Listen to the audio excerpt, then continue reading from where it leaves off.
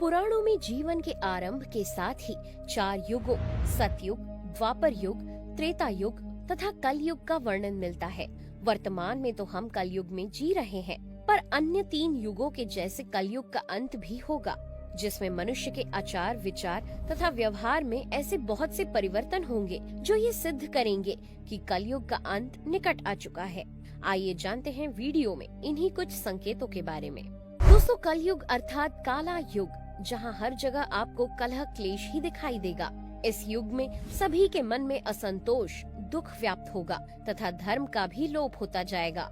ऐसा माना जाता है कि इसका प्रारंभ 3102 ईसा पूर्व में हुआ था, जिसकी आयु 432,000 वर्ष के बराबर है और जिसमें से अब तक इसके लगभग 5,000 साल पूरे हो चुके हैं। जब कलयुग के 10,000 वर्ष पूरे हो जाएंगे तो जमीन से अन्न उगना, पृथ्वी का जलमग्न होना, सात्विक जीवन से तामसिक जीवन की ओर बढ़ना आदि अनेक कार्य सामने आने लगेंगे। इसका पहला लक्षण है कि जैसे जैसे कलयुग अपनी चरम सीमा पर आने लगेगा तो धर्म की प्रधानता समाप्त होती जाएगी। धार्मिक ग्रंथों में लिखी हुई बातें सभी को झूठ या मिथ्या जैसी प्रतीत होंगी। कोई भी उन पर विश्वास नहीं करेगा और जो लोग इन ग्रंथों को मिथ्या साबित करेंगे उनका ही राज चलेगा। इन लोगों का कोई भी धर्म नहीं होगा और ये लोग अपने कुतर्कों द्वारा एक दूसरे की आलोचना करेंगे तथा खुद को सही साबित करने के लिए हर मार्ग अपनाने को तैयार रहेंगे। इनका खुद का कोई मानदंड नहीं होगा, बल्कि ये भारत के लोगों में एक दूसरे के प्रति ईर्ष्या, द्वेष भावना को बढ़ाएंगे, जिससे पूरे देश में अराजकता फैलने लगेगी। भागवत पुराण के अनुसार दूसरा लक्षण है कि कलयुग में ऐसे लोगों का राज चलेगा जो झूठे, क्रूर तथा हर काम में स्वयं का लाभ देखने वाले हैं। हमेशा दूसरों के धन या स्त्री पर इनकी निगाहें रहेंगी और गलत आचरण करने के लिए तैयार बैठे रहेंगे। कोई भी एक दूसरे का भला नहीं देख पाएगा और यदि एक व्यक्ति आगे बढ़ेगा अर्थात विकास करेगा तो दूसरा उसे गिराने की कोशिश करेगा। इस तरह न व्यक्तियों को बढ़ने में देर लगेगी न गिरने में। हर जगह ईर्ष्या की ही प्रधानता होगी। राजा अपनी प्रजा पर हर दिन तथा हर समय अत्याचार करता ही जाएगा और छोटी छोटी बातों पर अत्यंत ही क्रोधित होने लगेगा। वो स्वयं अपनी ही प्रजा को लूटने के लिए तत्पर रहेगा और जब ये आचरण पूरे देश में फैलेगा तो हिंसा का माहौल बनने लगेगा। प्रजा या व्यक्तियों का शोषण राजा तो करेगा ही, साथ ही वो आपस में लड़ झगड़ कर एक दूसरे को भी नुकसान पहुंचाएंगे। तीसरे लक्षण में भविष्य पुराण के अनुसार ब्रह्मा जी नारद से कहते हैं कि हे नारद, कलयुग में मनुष्य का आचरण दुष्ट हो जाएगा और योगी भी दुष्ट बुद्धि वाले होंगे। देश और गांव में जगह जगह कष्ट बढ़ जाएंगे। सभी व्यक्तियों में आचरणहीनता आने लगेगी। राजा पूरी तरह से बर्बाद हो चुके होंगे और उनमें चरित्रहीनता चरम पर पहुंच जाएगी। व्यक्ति एक धर्म को छोड़कर अन्य किसी दूसरे धर्म की ओर आकर्षित होने लगेगा। साथ ही देवताओं की शक्तियां या देवत्व अर्थात आशीर्वाद इन कलयुगी व्यक्तियों के लिए समाप्त होने लगेगा। उनका कोई भी असर इन व्यक्तियों पर नहीं पड़ेगा। संत जन अभाव के कारण खत्म होने लगेंगे। कोई भी उन्हें सम्मान नहीं देगा तथा उनमें से ही अधिकांश भ्रष्ट हो जाएंगे। सभी लोग बिना स्नान के ही भोजन ग्रहण करने लगेंगे। कोई भी देव पूजा, अतिथि पूजा, श्राद्ध या तर्पण नहीं करेगा। ब्रह्मचारी लोग वेदों में कहे गए व्रत का पालन किए बिना ही अपनी मर्जी से अध्ययन करेंगे। गृहस्थ पुरुष न तो हवन करेंगे और न ही सही व्यक्तियों को उचित दान देंगे। वनों में रहने वाले व्यक्ति भी आहार का संग्रह करने लगेंगे तथा सन्यासी भी मित्र आदि के स्नेह बंधन में बंधे रहेंगे।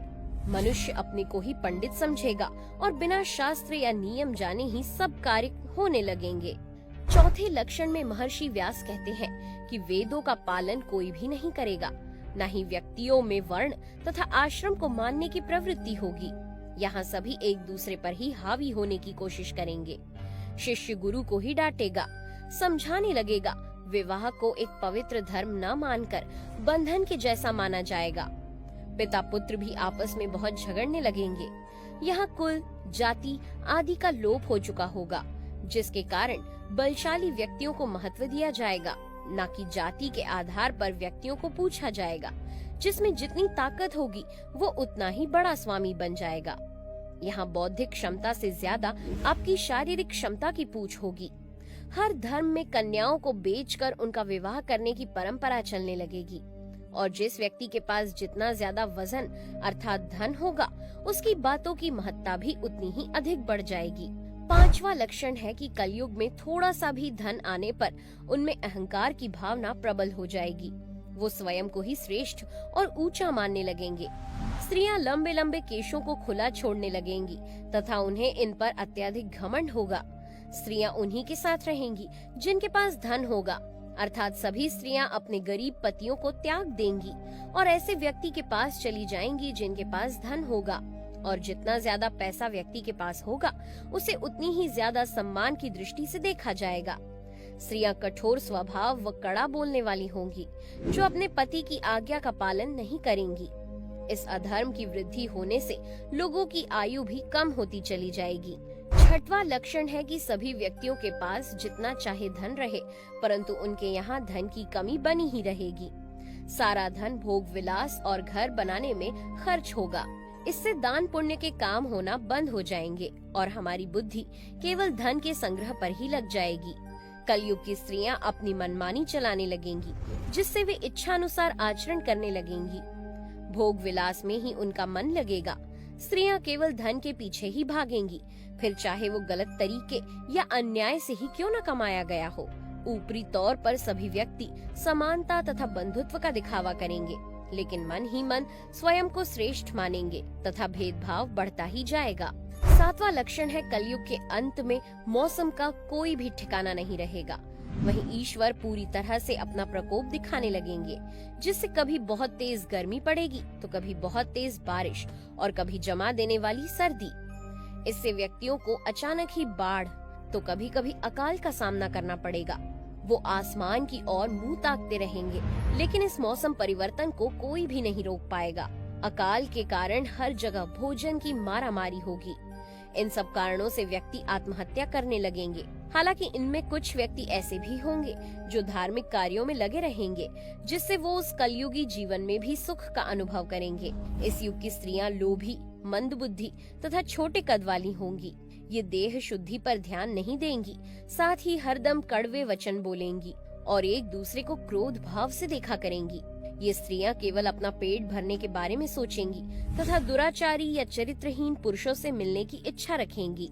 आठवां लक्षण है कलयुग के अंत में विपरीत परिस्थिति या कठिन समय आने पर राजा प्रजा का साथ नहीं देगा, बल्कि उन पर दोगुने कर थोप देगा। व्यक्ति में संस्कार होने के बावजूद भी वो अधर्म का साथ देगा और धर्म में भी पाखंड बढ़ जाएगा और इसी पाखंड के कारण हर कोई धर्म के नाम पर गलत कार्य करने को भी सही ठहराने लग जाएगा। इन गलत आचरणों से व्यक्ति की सोच भी विकृत हो जाएगी तथा उनके हाव भाव भी बदलने लगेंगे। वर्णन तो यहाँ तक मिलता है कि इन सब कारणों से व्यक्तियों की उम्र घटकर केवल 20 वर्ष तक रह जाएगी तथा इन गलत सोचों के परिणाम स्वरूप 8 से 10 साल के पुरुषों तथा 5 से 6 साल की स्त्रियों की संतान उत्पन्न होने लगेंगी। इसके अलावा व्यक्तियों की सोच दूषित हो जाएगी, जिसके कारण वो व्यर्थ के कार्यों में ही फंसे रहेंगे। 9वें लक्षण के अनुसार व्यक्ति अपने वचनों का ही पालन नहीं करेगा और अनीति से सारे कार्य संपन्न होने लगेंगे। ऋण चुकाए बिना ही संपत्तियों को हड़प लिया जाएगा। सभी स्वयं के ज्ञान को ही सर्वश्रेष्ठ मानेंगे और स्वयं को पंडित समझेंगे। दूसरों के द्वारा कुछ कहे जाने पर उसे मूर्ख साबित कर दिया जाएगा। पृथ्वी तो क्या, आसमान पर भी इस कलयुग के प्रभाव के कारण चांद व सितारों की चमक फीकी पड़ने लगेंगी। 10 दिशाओं की दिशा विपरीत हो जाएगी। इस युग में व्यक्ति केवल वर्तमान में विश्वास करेगा और शास्त्र ज्ञान से रहित, अहंकारी तथा अज्ञानी हो जाएगा। वो किसी का भी सम्मान नहीं करेगा। यहाँ तक कि घरों में भी कलह बढ़ने लगेंगे तथा बहू सास से तथा बेटा पिता से काम करने के लिए कहने लगेगा। 10वें लक्षण में श्रीमद् भागवत के 12 स्कंद में शुक्र देव परीक्षित से कलयुग का वर्णन करते हुए कहते हैं कि जैसे जैसे घोर कलयुग आता जाएगा, वैसे वैसे ही धर्म, सत्य, क्षमा, पवित्रता, आयु और स्मरण शक्ति का लोप होता जाएगा। इसके अंत के समय भयंकर आंधी, प्रचंड वर्षा और पिघला देने वाली गर्मी होगी। देशों में बड़े बड़े युद्ध होने लगेंगे। हर जगह चोरियां होती रहेंगी। लोग कपड़े, जेवरात, यहाँ तक कि खाने की सामग्रियां भी चुराने लगेंगे। चोर अपने ही जैसे चोरों के यहाँ चोरी करने लगेंगे। दूसरों को मारने वाले व्यक्ति की भी हत्या होने लगेगी। आयु का भी लोप होता जाएगा। फिर कलयुग के अंत में भगवान विष्णु कल की अवतार में अवतरित होंगे। उस समय मनुष्य की आयु केवल 20 से 30 साल तक की बची होगी तथा कद भी छोटा हो जाएगा। दोस्तों, इस सब से बचने का एक ही तरीका है कि जितना हो सके आप सभी ईश्वर की भक्ति में मन लगाएं, जिससे हमारे मन और विचार दोनों शुद्ध रहेंगे। इस प्रकार हम कलयुग के प्रभाव को खत्म तो नहीं, लेकिन कम जरूर कर सकते हैं। दोस्तों, आपने इन सब प्रभावों में से क्या क्या अनुभव किया है, कमेंट करके जरूर बताइए। वीडियो को लाइक और चैनल को सब्सक्राइब जरूर करें। Thanks for watching.